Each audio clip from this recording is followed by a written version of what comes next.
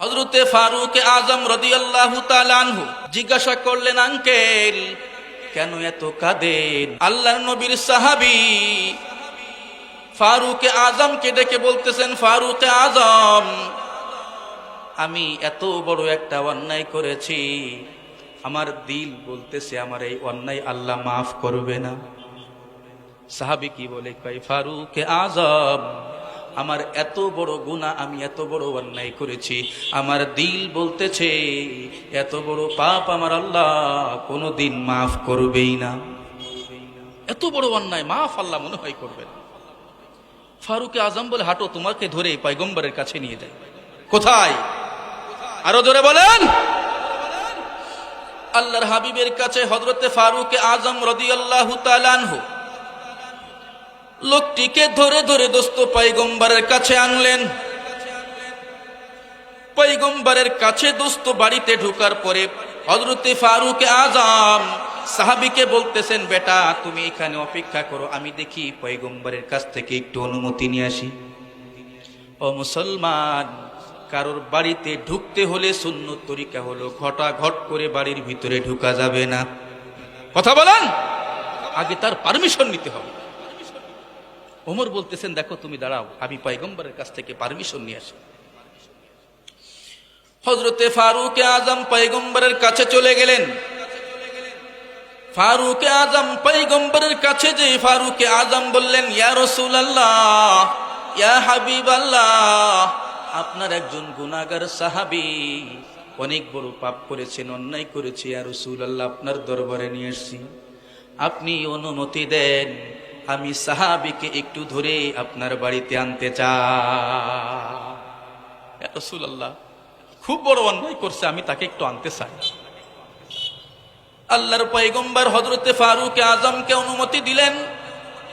ফারুক আজম লোকটির হাত ধরে পয়গম্বরের সামনে দোস্ত যখন নিয়ে বসাইলেন, পয়গম্বর লোকটির চেহারার দিকে তাকায় দেখলেন লোকটি একেবারে হাউমাউ করে কাঁদে, চোখের পানিগুলো ছেড়ে ছেড়ে কান্না করে।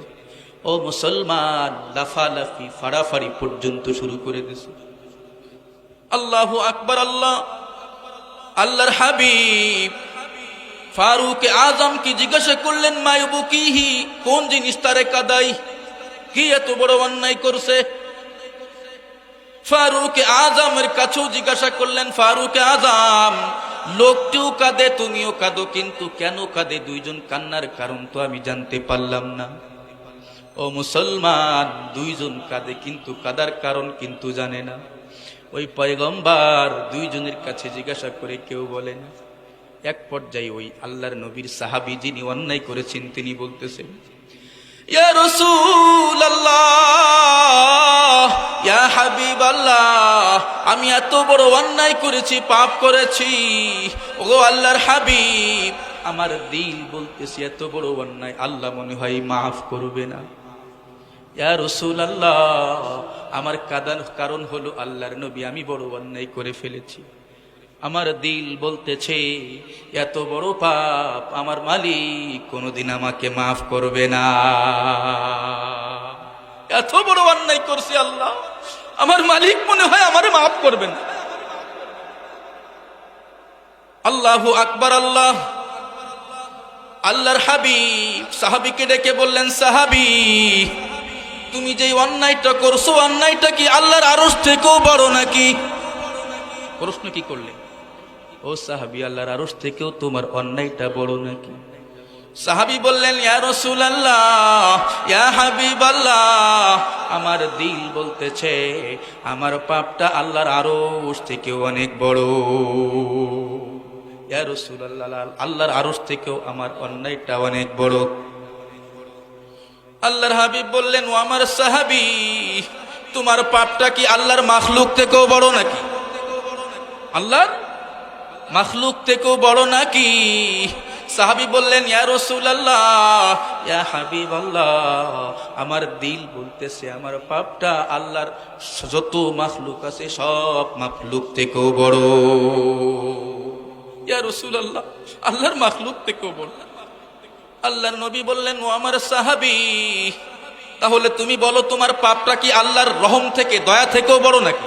কি বলে? আল্লাহর রহম দয়া থেকেও বড় তুমি যে অন্যায় করেছো। আল্লাহর নবীর সাহাবী ডেকে বললেন, ইয়া রাসূলুল্লাহ, ইয়া হাবিবাল্লাহ, আমার দিল বলতেছে আমার অন্যায় আমার মনে হচ্ছে আল্লাহর দয়াও থেকে রহম থেকে অনেক বড়। হুজুর, আমার মন বলতেছে আল্লাহর দয়া থেকেও আমার অন্যায়টা অনেক বড়। আল্লাহর নবী বলতেছেন, সাহাবী থাক, বুঝতে পেরেছি তুমি কি অন্যায় করেছো। আল্লাহর নবী কি বলে, আমি বুঝতে পেরেছি তুমি কি অন্যায় করেছো, আর বলতে হবে না। আল্লাহর নবী বললেন, আমি বুঝতে পেরেছি, আকাতালতা নাফসান, হয়তো তুমি কাউকে হত্যা করেছো, হয়তো তুমি কাউকে মেরে ফেলছো, এই মেরে ফেলাটাই তোমার কাছে অনেক বড় পাপ মনে হচ্ছে। সাহাবী ডেকে বললেন, ইয়া রাসূলুল্লাহ, ইয়া হাবিবাল্লাহ, না না না, আমি কোনো মানুষকে হত্যা করি নাই, আমি কাউকে হত্যা করিনি ইয়া রাসূলুল্লাহ, আমি কাউকে হত্যা করি নাই। এই কথা দোস্ত বলার পরে পয়গম্বর বললেন, থাক, বুঝতে পেরেছি তুমি কি অন্যায় করেছো। আশরাকতা বিল্লাহ, হয়তো তুমি তোমার মালিকের সাথে শিরিক করছো, মালিকের সাথে হয়তো শিরিক করছো, এই গুনাহটাই তুমি অনেক বড় মনে করতেছো। আশরাকতা বিল্লাহ, হয়তো তুমি আল্লাহর সাথে শিরিক করছো। সাহাবী ডেকে বললেন, ইয়া রাসূলুল্লাহ, ইয়া হাবিবাল্লাহ, না না না, মা আশরাকতু বিল্লাহ, আমি আমার মালিকের সাথে কাউকে শরীক করি নাই।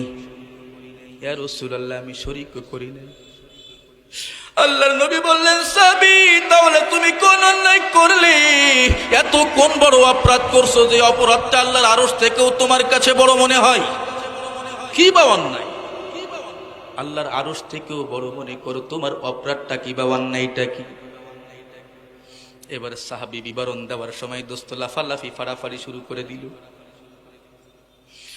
আল্লাহর নবীর সাহাবী ডেকে বললেন, ইয়া রাসূলুল্লাহ, ইয়া হাবিবাল্লাহ, আমার সব থেকে গর্হিত একটা কাজ হলো, আমার সব থেকে বড় খারাপ কাজ হলো ইয়া রাসূলুল্লাহ, আমি মৃত মানুষ যখন নতুন নতুন দাফন হয়, আমি তার কবরটা খনন করে তার কাফনের কাপড় চুরি করে বিক্রি করে আমি আমার জীবিকা চালাই, আমি আমার জীবনটা পরিচালনা করি।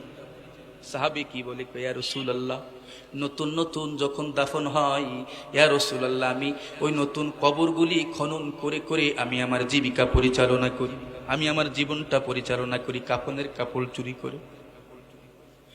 ইয়া রাসূলুল্লাহ, ইয়া হাবিবাল্লাহ, এইভাবে চলতে চলতে হঠাৎ করে গতকালকে দেখলাম মদিনার বিশাল বড় বহুত সুন্দরী, মদিনার একজন সুন্দরী রমণী দুনিয়া থেকে বিদায় নিছে।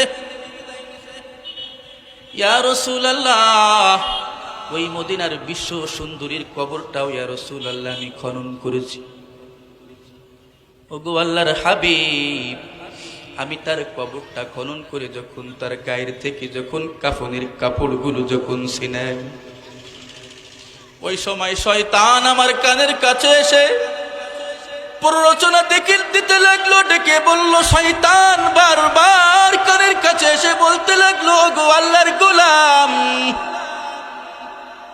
তুই কাফনের কাপড়গুলো লয়ে চলে যাচ্ছিস, তুই যার কাছ থেকে কাফনের কাপড়গুলো খুললি, একবার তার শরীরের দিকে একবার তাকায়া দেখ, একটা বার যার গায়ের থেকে তুই কাফনের কাপড়টা খুললি, একটা বার তার দিকে একটু নজর কর।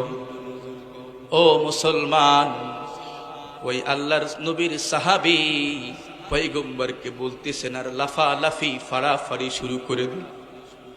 ইয়া রাসূলুল্লাহ,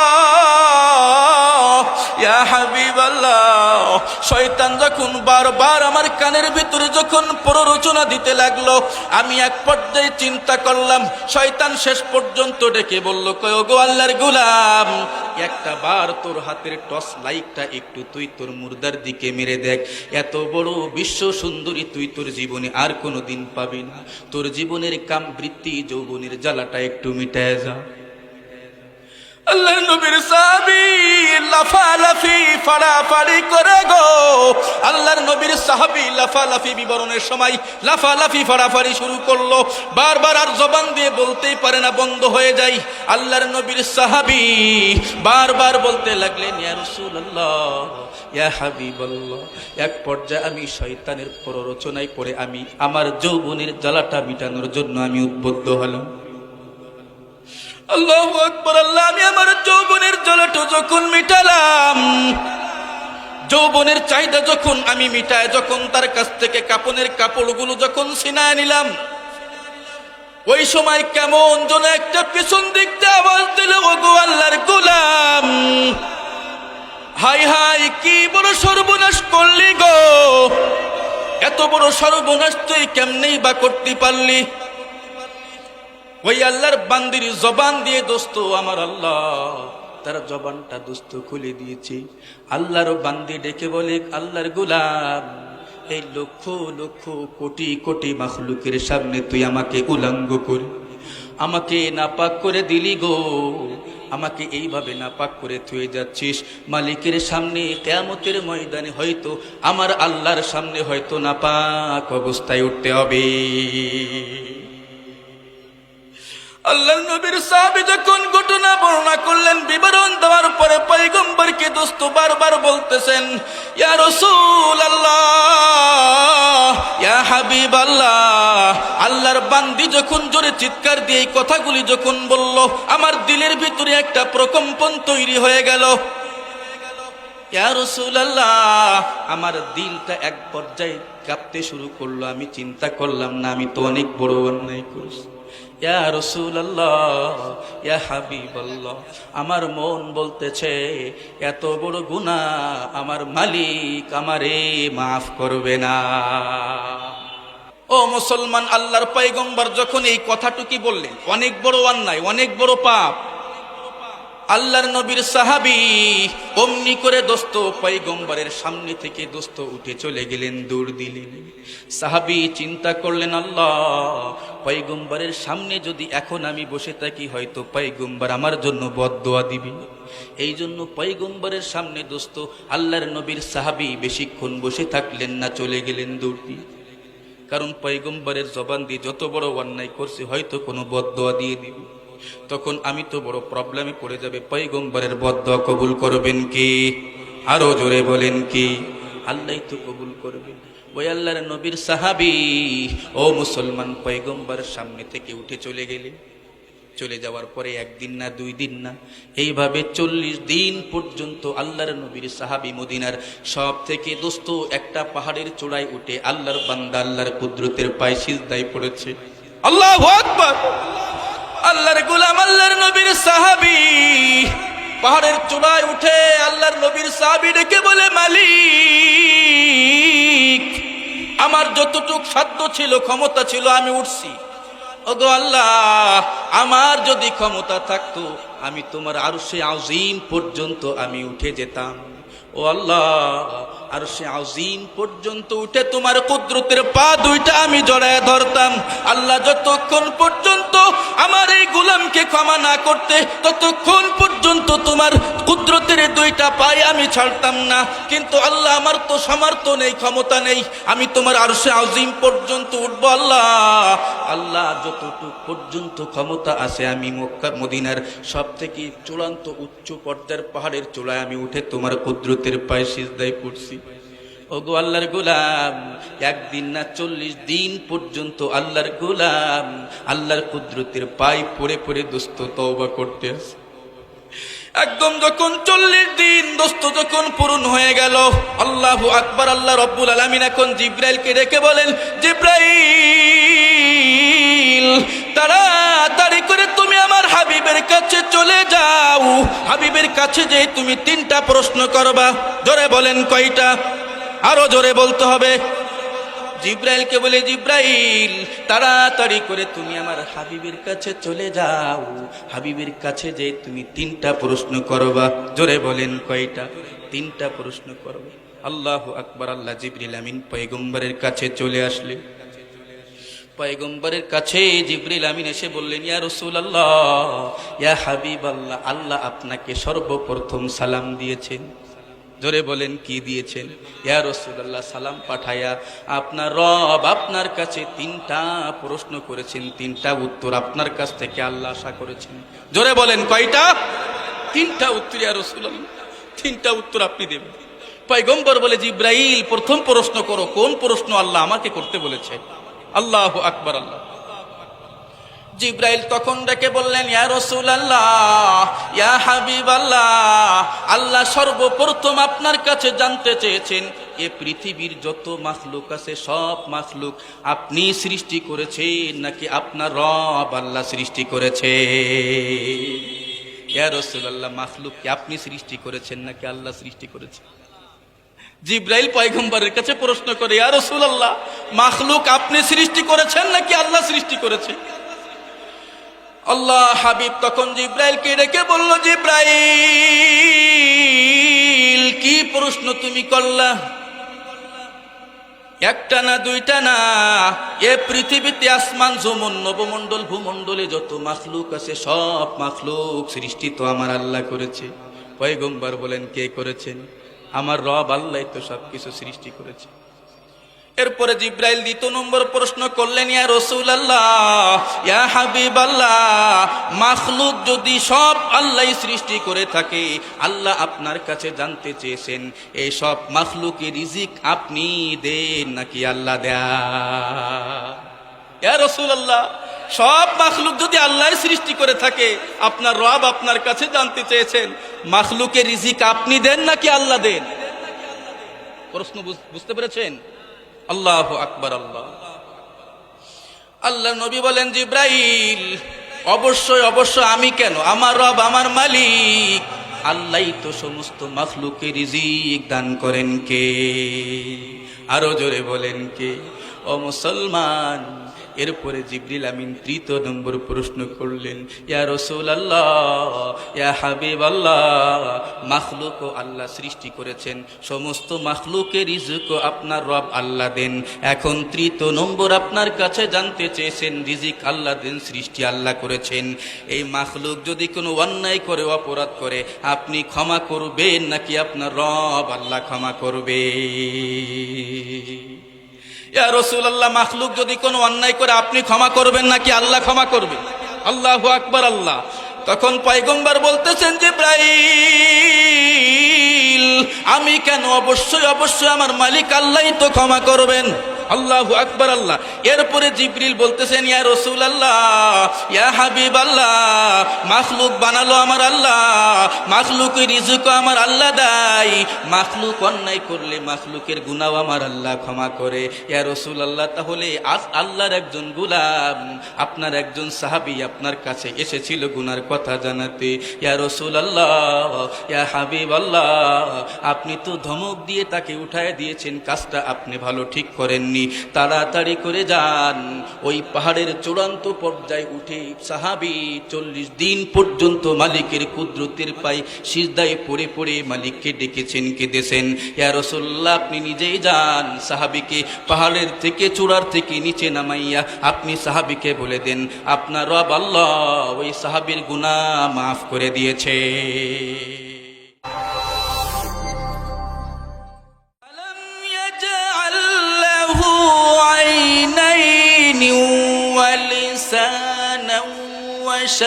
وشفتين وهديناه النجدين।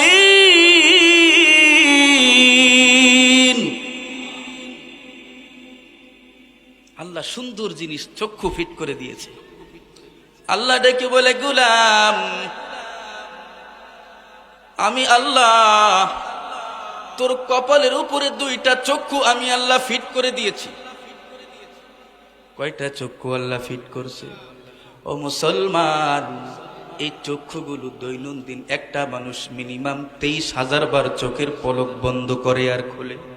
জোরে বলেন কয়বার? কথা বলেন। 23,000 বার চক্ষু বন্ধ করে আর খোলে, ব্যবহার করে, ইউজ করে। আল্লাহ ডেকে বলে, গোলাম, 23,000 বার তোর চক্ষু বন্ধ করলি আর খুললি, কই একদিন পর্যন্ত গোলাম তুই চিন্তা করলি না তোর চোখের ব্যাটারির চার্জ তুই কোন জায়গা থেকে দিলি? চার্জ কোন জায়গা থেকে দিলি? চার্জ বানায় দিয়েছেন কি? আরো জোরে বলেন। আলম ইয়াজআল লাহু আইনাইনি ওয়া লিসানান ওয়া শাফাতাইন ওয়া হাদাইনাহুন নাজদাইন। আল্লাহ বলেছেন চক্ষু দিয়েছি কে? আমি আল্লাহই দিয়েছি। সুবহানাল্লাহ। কই এই নিয়ামতের শুকরিয়া কতটুকু আমরা আদায় করি? আল্লাহু আকবার। একটা বাচ্চা যখন ভূমিষ্ঠ হয়, সবেমাত্র কেবলমাত্র দোস্ত ভূমিষ্ঠ হলো, বাচ্চা ভূমিষ্ঠ হওয়ার সাথে সাথে কেমন যেন, ও মুসলমান, বাচ্চা একবার ডান দিকে তাকায় আর একবার বাম দিকে তাকায়, কি যেন বাচ্চা খোঁজে। বাচ্চা কিন্তু কাপড়ের ভিতর থেকে মাথাটা নাড়ায় নাড়ায় দোস্ত মায়ের স্তন দেখতে চায়, মায়ের স্তন থেকে দুধ খেতে চায়। কথা বলেন। ভূমিষ্ঠ হয়েছে, চিৎকার করে ওঠে, মাথা একবার ডান দিকে একবার বাম দিকে নাড়ায়, কি খোঁজে? আল্লাহ ডাক দিয়ে বলে, গোলাম, মাত্র বাচ্চাটা ভূমিষ্ঠ হলো, এখনো তোর 4 বছর 5 বছর পর্যন্তই বয়স হয় নাই, মাত্র ভূমিষ্ঠ হলো, চিন্তা গোলাম করলি না। মাত্র পেট থেকে ভূমিষ্ঠ হলো, কিন্তু গোলাম চিন্তা করলি না। ওই বাচ্চাটা সবে মাত্র ভূমিষ্ঠ হয়ে মায়ের স্তন খোঁজে। ও গোলাম, চিন্তা করে দেখলি না বাচ্চা দুধ খাবে এটা পরিশিক্ষণ কোন স্কুল থেকে নিয়েছে? কি 5 বছর কি স্কুলে পড়ে আসছে বাচ্চা? বুঝলো কিভাবে গাল দিয়ে দুধ খেতে হয়, গাল দিয়ে খাবার খেতে হয়? বুঝালো কে? কথা বলেন। কি আপনারা কি পরিশিক্ষণ প্রাপ্ত হয়ে এসেছিলেন দুনিয়ায়? পেটের ভিতরে গাল দিয়েও খাবারের ব্যবস্থা নাই, নাভি দিয়ে আল্লাহ খাওয়ায়।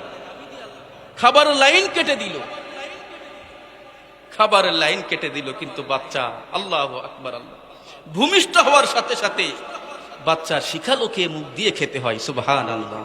কে শিখাইছেন?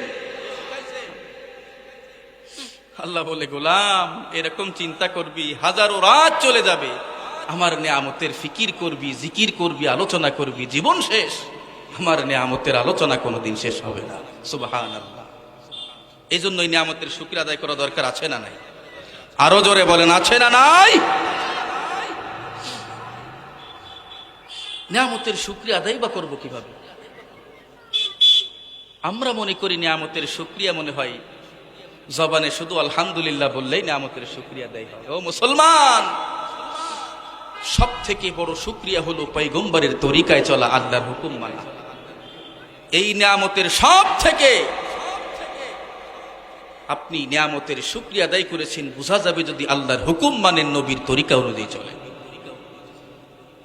এছাড়া বিকল্প কোনো পদ্ধতিতে আপনি এই নিয়ামতের শুকরিয়া আদায় করে আর সারা জীবন পর্যন্ত মালিকের কুদরতের পায় যদি আপনি লুটে এই নিয়ামতের শুকরিয়া আদায় করেন, জীবনেও কোনোদিন হায়াত শেষ হবে নিয়ামতের শুকরিয়া আদায় করে শেষ। মানুষ চলতে ফিরতে ঘুরতে ফিরতে মানুষ গুনাহ করবে, কিন্তু গুনাহ বান্দা থেকে প্রকাশ পাবে বটে, বান্দা গুনাহ করবে বটে, কিন্তু তওবা করতে বিলম্ব করা যাবে না। তওবা করতে যত বড় গুনাহ হোক না কেন, যতই বড় গুনাহ হোক না কেন। যুবক চিন্তা করে, কে হুজুর অত আমল দরকার নেই, বর্তমান মোবাইল থাকলে এটাই যথেষ্ট। এখন সব থেকে যুবকের বড় আমল হলো মোবাইল। কথা বলেন। আজকে মিস কল, কালকে ডাইরেক্ট, পরশুতে পরিচয়, চতুর্থ দিন আফা বলে খাড়া হয় দরজায়। আজকে মিস কল, কালকে ডাইরেক্ট, পরশুতে পরিচয়, চতুর্থ দিন আফা বলে খাড়া হয় দরজায়। স্বামী জিজ্ঞেস করলে বলে আত্মীয় এসেছে, হাই রে হাই, ভাই রে ভাই, কি কলিযুগ এসেছে। কথা বলেন। ঠিক মতো আহার জোটে না দামি ফোন তার হাতে, নগ্ন সিনেমা না কেটে দেখে আরামে ঘুমায় রাতে। ঠিক মতো আহার জোটে না দামি ফোন তার হাতে, নগ্ন সিনেমা না কেটে দেখে আরামে ঘুমায় রাতে। এ বয়স থাকতে হয় রে বুড়ো, বলবো রে কার কাছে, হাই রে হাই ভাই রে ভাই কি কলি যুগ এসেছে। ও মুসলমান, আমাদের যুবক সমাজরা তো বর্তমান ডিজিটাল যুগ, চিন্তা করে মাকে আর কত দূর পর্যন্ত, মাকে তো অনেক মানছে আরও তো মানিয়ে পারতেছে না। কিন্তু মনে রাখবা যুবক, আব্বা আম্মা বেঁচে থাকলে 7টা হক, আব্বা আম্মা মরে গেলে আরো 7টা হক। আমরা চিন্তা করি গোয়ালখালি রেখে আসলাম, আব্বা আম্মাকে রেখে আসলাম, আমার জিম্মাদারি শেষ, আমার দায়িত্ব শেষ। কিন্তু দোস্ত অনেকেই জানে না, আব্বা আম্মা জীবিত থাকাকালীন হক কয়টা, আব্বা আম্মার ইন্তেকালের পরে হক কয়টা, 7টা। কিন্তু আমরা জানি কয়জন, আর জানলেও বানি বা কয়জন? আমাদের ম্যাক্সিমাম মানুষের ধারণা আব্বা আম্মা মরে গেল, গোয়ালখালী কবরস্থানে রেখে আসলাম, আমার জিম্মাদারি শেষ, আমার দায়িত্ব শেষ। কথা বলেন ঠিক কিনা? দোস্ত অত্যন্ত দুঃখ এবং পরিতাপের বিষয়, আব্বা আম্মা বেঁচে থাকলে 7টা হক, আব্বা আম্মা মরে গেলে 7টা হক। বেঁচে থাকতে 7টা হক, মরে গেলে 7টা হক, 14টা হক একদিন আলোচনা করা সম্ভব না। তারপরও বলেই যেহেতু ফেলেছি, মরার পরে বেঁচে থাকতে কয়টা হক এটা আমরা ম্যাক্সিমাম কম বেশি সকলেই জানি।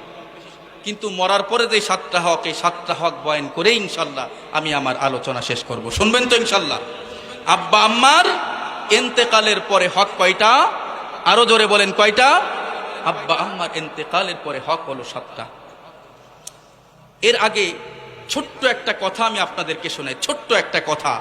আল্লাহ তাআলা কুরআনুল কারীমের ভিতরে আব্বা আম্মা প্রসঙ্গে কি বলেছেন, নবীজি কি বলেছেন? নবীজি বলেছেন সংক্ষিপ্ত আকারে, রিদাল্লাহ ফি রিদাল ওয়ালিদাইন। আল্লাহ বলেছেন আমার আল্লাহর সন্তুষ্টি চাও? যুবক, আমার আল্লাহর সন্তুষ্টি পেতে চাও? কি আপনারা চান না? আল্লাহ বলে, নবী বলেছেন যুবক তুমি আল্লাহর সন্তুষ্টি পাইতে চাইলে তুমি তোমার আব্বা আম্মাকে সন্তুষ্টি করো। সুবহানাল্লাহ। তাহলে সন্তুষ্ট করতে হবে কাকে? আব্বা আম্মা।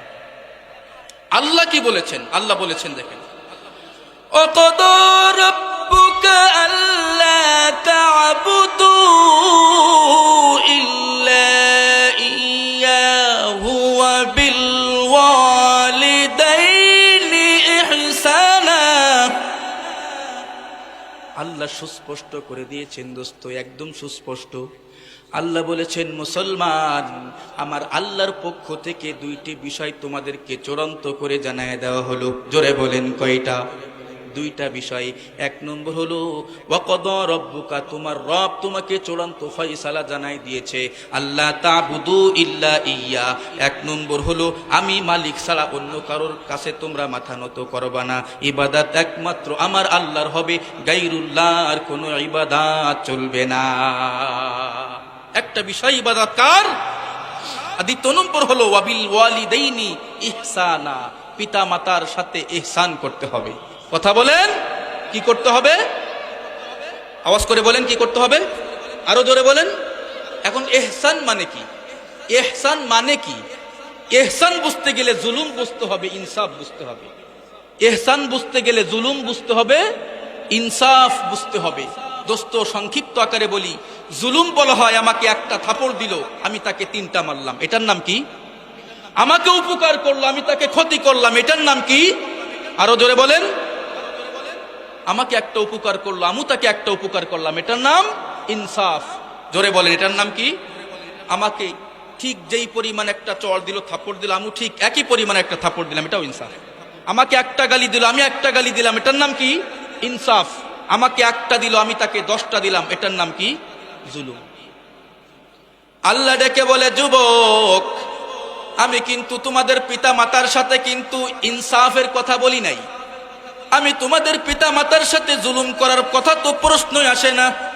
আমি আল্লাহ তোমার পিতা মাতার সাথে ইহসান করতে বলেছি। জোরে বলেন কি? ও মুসলমান, ইহসান মানে কি? ইহসান মানে আমার একটা উপকার করলো, আমি তার মিনিমাম কমপক্ষে 5টা 7টা উপকার করার নাম হলো ইহসান। আমাকে 1 টাকা দিল, আমি তাকে 10 টাকা দিলাম। আমাকে একটা উপকার করলো, আমি তাকে 10টা করলাম, এটার নাম কি? ইহসান। জোরে বলেন কি?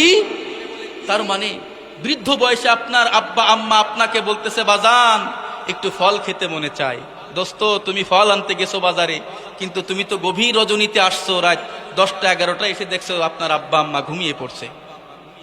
এখন আপনি চিন্তা করতেছেন, আপনি ছোট্ট কালে, শিশুকালে যখন আপনি আপনার আব্বা আম্মাকে আবদার করছিলেন, আব্বাজি, আব্বুজি, আমাকে অমুক ফল খেতে মনে চায়, আমাকে অমুক মিষ্টি খেতে মনে চায়, আপনার আব্বা আম্মা গভীর রজনীতে ওই সেই ফল আর মিষ্টি এনে দেখছে যে আপনি ঘুমিয়ে পড়ছেন। আব্বা আম্মা করছে কি?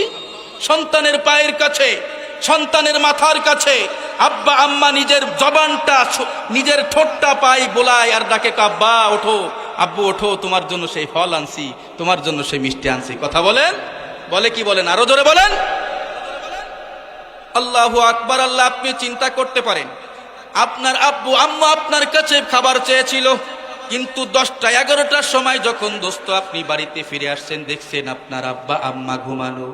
ও মুসলমান, যদি আপনি ওই সময় আপনার আব্বা আম্মার পায়ের কাছে যদি বিনয়ের সাথে আবেদন করে জাগায় যদি ফল দেন, তাহলে আমি আপনাদের কাছে জিজ্ঞাসা করি, ইনসাফ হবে নাকি ইহসান হবে? ইনসাফ। কি হবে? ছোট্টকালে যেমনি ভাবে ফল এনে আপনার পায়ে সুন্দর করে আদর করে আপনাকে ফল দিয়েছিল, এখন আব্বা আম্মা ঘুমিয়ে পড়ছে, আপনি ফল এনে আপনি আপনার আব্বা আম্মাকে জাগ্রত করে দিলেন। ইনসাফ হলো নাকি ইহসান হলো? আরো জোরে বলেন। ইনসাফ। আল্লাহ বলেছেন, না গোলাম, না না না, আমি তোমার পিতা মাতার সাথে ইনসাফের কথা বলি নাই, আমি বলেছি তোমার পিতা মাতার সাথে তুমি করবা ইহসান। জোরে বলেন কি? তাহলে করতে হবে কি? তুমি ফল নিয়ে আব্বা আম্মার মাথার কাছে দাঁড়ায় থাকো। সুবহানাল্লাহ। আব্বা আম্মার মাথার কাছে দাঁড়ায় থাকো। যখন তোমার আব্বা আম্মা জাগ্রত হবে, তখন তুমি তোমার আব্বা আম্মাকে ফল দিবা। কেন?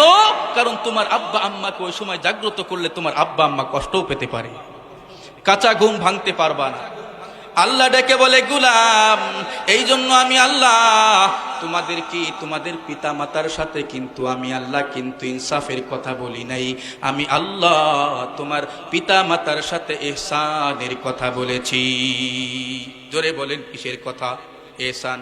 ও মুসলমান, আব্বা আম্মা জীবিত থাকলে 7টা হক, আব্বা আম্মার ইন্তেকালের পরে নতুন করে 7টা হক। এই বিষয় কোনো মাহফিলেও দোস্ত তেমন কোনো আলোচনা হয় না। চিন্তা করলাম, খুলনার মানুষদেরকে যদি, সন্তানদেরকে পিতা এবং মাতার যদি অভিমুখী করতে পারি, ও মুসলমান, আপনার কাছে সব থেকে বড় পীর হলো আপনার আব্বা আম্মা।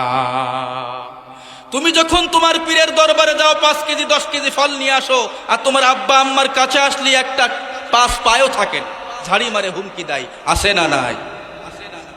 আমরা তো মনে করি আব্বা আম্মার ইন্তেকাল, এই গোয়ালখালী কবরস্থানে রেখে আসলাম মানে আব্বা আম্মার হক শেষ।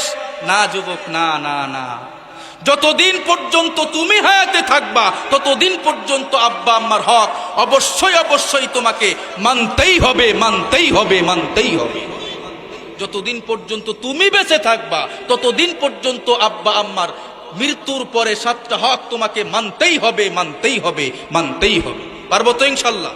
প্রথম নম্বর হক, আব্বা আম্মার ইন্তেকালের পরে, খুব দিল দিয়ে শুনবেন, আব্বা আম্মার ইন্তেকালের পরে সর্বপ্রথম হক হলো তার ওসিয়াত পূর্ণ করতে হবে।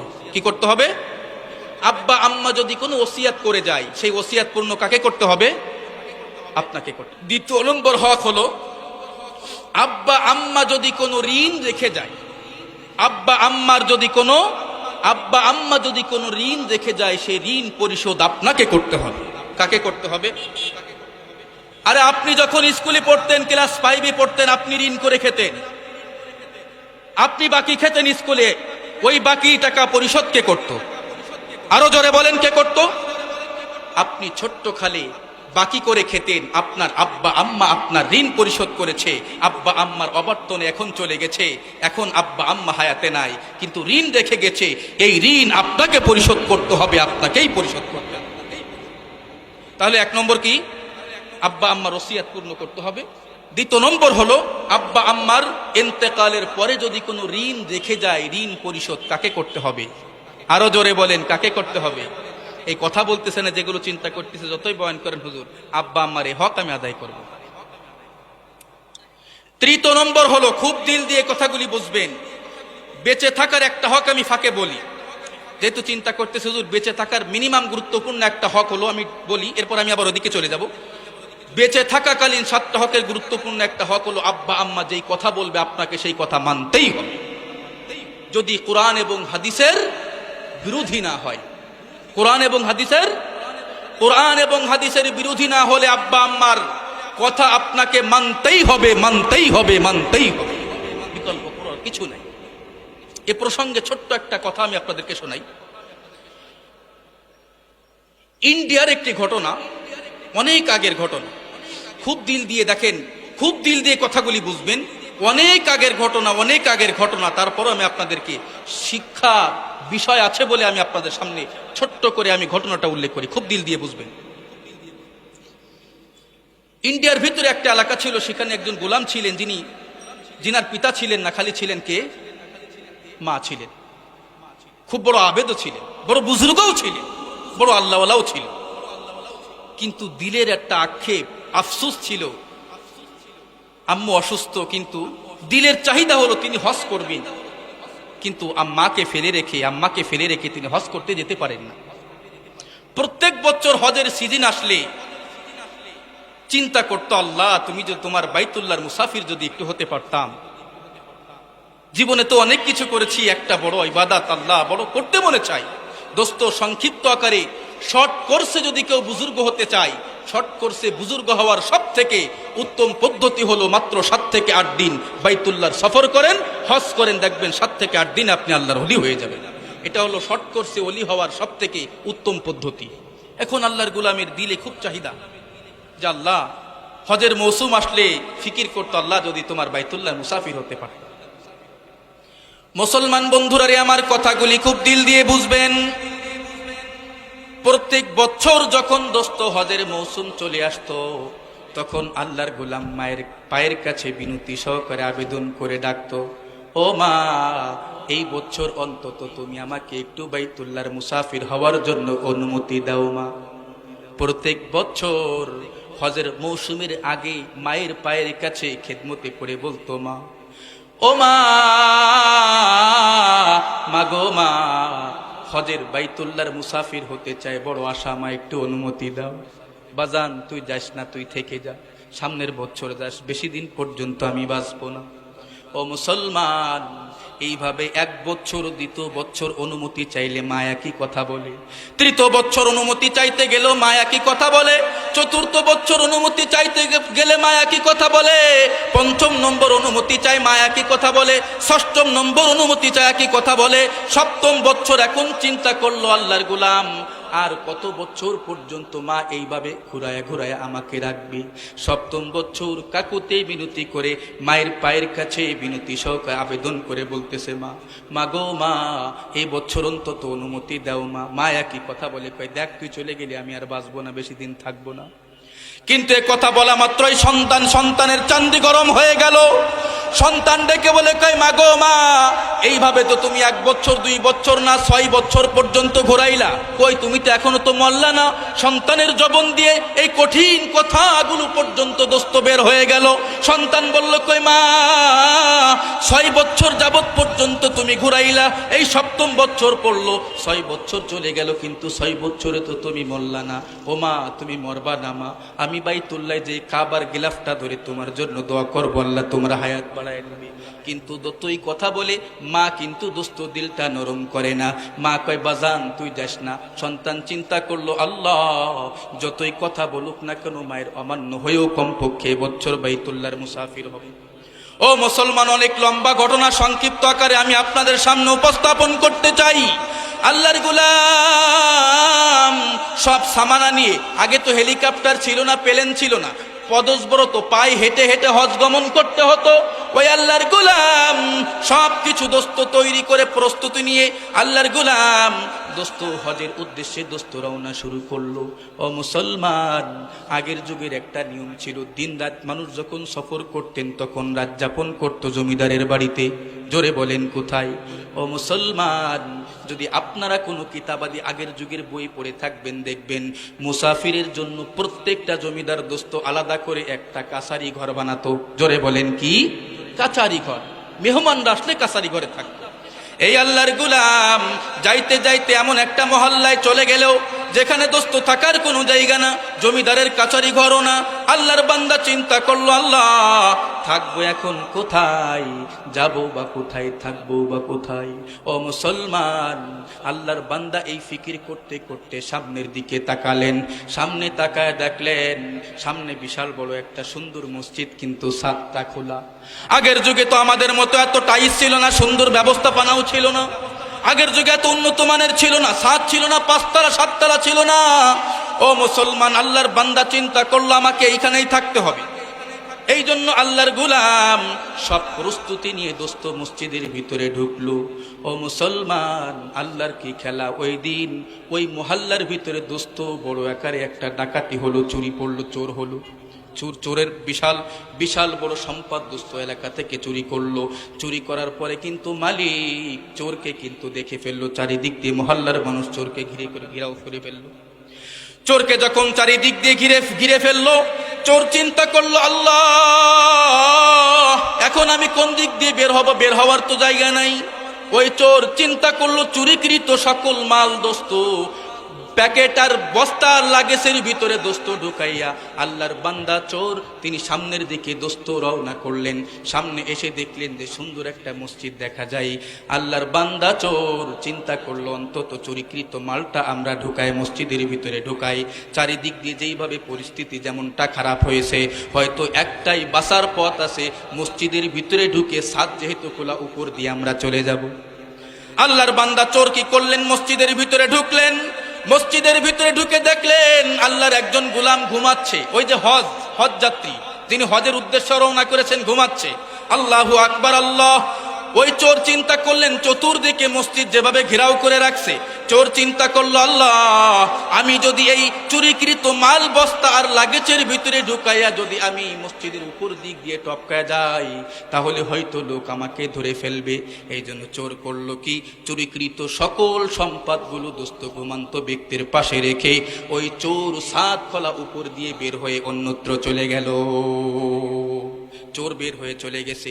এদিকে মহল্লার মানুষ দেখলেন, ওই যে চোর তো দেখলাম মসজিদের ভিতরে ঢুকছে, মানুষ চতুর্দিক দিয়ে দোস্ত মসজিদের ভিতরে ঢুকছে। মসজিদের ভিতরে ঢুকে দেখে চোরও আছে, চুরিকৃত সকল মাল পাশেই রাখছে, অন্য জায়গায় নিয়ে যায় নাই। মহল্লার সকল মানুষেরা ওই হজ গমনকারীকে, হজ যাত্রীকে মনে করলেন চোর। হজ যাত্রীকে দোস্ত খপ করে ধরে ফেললেন, ধরে বললেন, এই বাটপার, তুই চুরি করছিস মসজিদে কেন ঢুকলি? চিন্তা করলে চোরকে উচিত শিক্ষা দিতে হবে, স্বাভাবিক সাধারণ কোনো শিক্ষা দিলে হবে না। ওই চোরকে ধরে দোস্ত মহল্লার সব থেকে বড় ধনীর কাছে নিয়ে গেল, যারা এলাকার একজন বিচারক থাকতো, ওই বিচারকের কাছে নিয়ে গেল। নেওয়ার পরে মহল্লার সকল মানুষ বলল, কই দেখেন, এ তো চুরি করছে কিন্তু ডাবল অন্যায় করছে। চুরিকৃত সকল সম্পদগুলো মসজিদের ভিতরে ঢুকাইছে, অন্যায়টা অনেক বড়, এর শাস্তিটা জটিল দিতে হবে। তো শাস্তি কি দিতে হবে? এর তো হাত তো কাটতে হবে। তার আগে কমপক্ষে মহল্লার ভিতরে জুতোর মালা গলার ভিতরে ঢুকাইয়া পুরো মহল্লার ভিতরে একটা এলান করা হবে, ঘোষণা করা হবে, আর বলা হবে, ও গো আল্লাহর গোলাম, সামনে থেকে যদি কেউ চুরিকৃত মাল বস্তা আর লাগেজের ভিতরে ঢুকাইয়া যদি কেউ মসজিদের ভিতরে ঢুকায়, আর যদি ধরা পড়ে, তার হাত তো কাটতে হবে। এমনকি তার ভবিষ্যতের জন্য পুরা মহল্লার ভিতরে জুতার মালা গলায় দিয়ে তাকে ঘোরানো হবে। এইভাবে দোস্ত এই সিদ্ধান্ত নিলেন। আল্লাহর গোলাম ওই হজ যাত্রীকে নিয়ে গেলেন। নেওয়ার পরে যখন এই ফয়সালা হলো, ও মুসলমান, ফয়সালা যখন হলো, এখন জুতার মালা হজ গমনকারী হজ যাত্রীর গলায় যখন দিয়ে দিলেন, আল্লাহু আকবার, আল্লাহ, হজ গমনকারীর গলায় যখন ঢুকায় দিলেন, ও মুসলমান, যখন জুতার মালাটা গলায় দিয়ে যখন মাইকি ঘোষণা করতেছে, ওগো আল্লাহর গোলাম, তোমরা ভালো করে জেনে রাখো, ভবিষ্যতে কেউ যদি চুরিকৃত মাল চুরি করে বস্তা আর লাগেজের ভিতরে ঢুকায় যদি কেউ মসজিদে ঢুকায়, তার কিন্তু শাস্তির পূর্বে কমপক্ষে আগে শাস্তি হলো জুতার মালা গলায় দিয়ে এভাবে তাকে রানিং করে রেলি করে পুরা মহল্লায় জানানো হবে। এই ঘোষণা যখন করলেন, ওই হজ গমনকারী তখন বললেন, এ আল্লাহর গোলাম, তুই যে ঘোষণা করতেছিস এই ঘোষণাটা তুই বাদ দে, বরং আমি যেই কথাগুলি তোর কাছে বলবো, আমার কথাগুলি তুই এলান কর। আমি যে কথাটা বলবো এই কথাগুলি তুই এলান কর। তখন ও মুসলমান, পাশের লোকজন জিজ্ঞাসা করলো, কোন কথা আমরা ঘোষণা করব? ও মুসলমান, তখন হজ গমনকারী বলতেছে তোমরা ঘোষণা করো, সামনে যদি কেউ পিতা মাতার অবাধ্য হয়ে যদি কেউ হজের যাত্রী শুরু করে দেয়, হজে গমন শুরু করে দেয়, পিতা মাতার অবাধ্য হয়ে যদি কেউ হজের নিয়ত করে হজের সফরের উদ্দেশ্যে যদি কেউ পিতা মাতার অবাধ্য হয়ে বের হয়, তার জন্য জুতার মালা গলায় দিয়ে এভাবে রেডি করা হবে। ও মুসলমান, এই জন্য বলতেছিলাম দোস্ত, কোরআন হাদিসের বিরোধিতা যতক্ষণ পর্যন্ত পিতা মাতার কথা না হবে ততক্ষণ পর্যন্ত পিতা মাতার কথা তোমাকে মানতেই হবে, মানতেই হবে। যতক্ষণ পর্যন্ত কোরআন এবং হাদিসের বিরুদ্ধে পিতা মাতা কথা না বলবে ততক্ষণ পর্যন্ত আপনাকে মানতেই হবে, মানতেই হবে, মানতেই হবে। খুব দিল দিয়ে বুঝবেন। আমি বলেছিলাম পিতা মাতার ইন্তেকালের পর হক কয়টা? 7টা। প্রথম বলেছি ওসিয়াত পূর্ণ করতে হবে, দ্বিতীয় নম্বর ঋণ পরিশোধ করতে হবে। ও মুসলমান, ও মুসলমান, আর তৃতীয় নম্বর হলো যদি কোনো ইবাদাতে ত্রুটি করে থাকে, ফরজ নামাজ যদি না পড়ে থাকে, তার কাফফারা আদায় করতে হবে। কথা বলেন, কি করতে হবে? কাফফারা আদায় করতে হবে। ভুল করে আমার আব্বা শয়তানের ওয়াসওয়াসায় পড়ে নামাজ পড়ি নাই, আমার আব্বা শয়তানের ধোঁকায় পড়ে নামাজ পড়ি নাই, অপরাধ করেছে আব্বা, কাফফারা দিতে হবে কাকে? সন্তানকে। পিতা যদি কোনো অপরাধ করে থাকে, অন্যায় করে থাকে, আপনাকে মাপ চাইতে হবে। এটা হলো 4র্থ নম্বর হক। আর 5ম নম্বর হক হলো, খুব দিল দিয়ে বুঝবেন, 5ম নম্বর হক হলো আব্বা আম্মার জন্য ইসালে সওয়াবের ব্যবস্থা করতে হবে। কি করতে হবে? কথা বলেন। 5ম নম্বর হক, আব্বা আম্মার জন্য ইসালে সওয়াব এর ব্যবস্থা করতে হবে। এটা আপনার হক। হলো আল্লাহ যেই দোয়া শিখাই দিয়েছেন, আল্লাহুম্মা রব্বির হামহুমা কামা রব্বায়ানি সগীরা। আর 7ম নম্বর হক হলো আব্বা আম্মা দুনিয়াতে নাই, আব্বা আম্মা দুনিয়াতে নাই। আব্বা আম্মা বেঁচে থাকলে প্রত্যেক ঈদে একটা করে কাপড় দিতাম। আমার আব্বা জান নাই, প্রত্যেক ঈদে আমি একটা করে কাপড় দিতাম। আমার আম্মা এখন নাই, প্রত্যেক ঈদে একটা করে কাপড় দিতাম। এখন নাই, দেখতে হবে আব্বার সব থেকে ক্লোজ ফ্রেন্ড কে আছে, আব্বার সব থেকে কাছের মানুষ কে আছে, আম্মার সব থেকে কাছের মানুষ কে আছে। আব্বা আম্মার অনুপস্থিত খালে আব্বা আম্মার কাছের মানুষকে ঈদের সময় একটা কাপড় দেওয়া, এটাও আপনার জিম্মাই, আব্বা আম্মার হক। আপনার আব্বা আম্মা নাই, কিন্তু আব্বা আম্মার কাছের মানুষ আছে। আব্বা আম্মার সাথে যেমন ভালো ব্যবহার করতেন, আব্বা আম্মার কাছের মানুষের সাথে ভালো ব্যবহার করা, এটা হলো আপনার জিম্মায় হক, এটা কর্তব্য, এটা দায়িত্ব। মা নাই কিন্তু খালা আছে, মাকে প্রত্যেক বছর শাড়ি দিতেন, কিন্তু মা নাই, আপনি আপনার খালাকে প্রত্যেক বছর মাকে যেই গিফটটা করতেন ওইটা খালাকে করেন। আপনার আব্বা নাই, চাচা আছে, আপনি চাচাকে দিন, কিন্তু আব্বাও নাই, চাচাও নাই, কিন্তু চাচার দোস্ত আছে, বন্ধু আছে, আপনি বন্ধুকে দিন। মা নাই, মার বান্ধবী আছে, তার সাথে ভালো ব্যবহার করবেন। হ্যাঁ, তার সাথে দেখাশোনা করা যাবে না, কিন্তু মহাব্বতের সাথে, আজমতের সাথে বাসায় দাওয়াত দিয়ে ভালো ব্যবহার করে, এটাও আব্বা আম্মার হক। এই মৃত্যুর পরে 7টা হক আমরা পালন করতে পারবো না ইনশাল্লাহ। আল্লাহ তাআলা আমাদের সকলকে তৌফিক দান করুন। ওয়া আখিরু দাওয়ানা আনিল হামদুলিল্লাহি রাব্বিল আলামিন।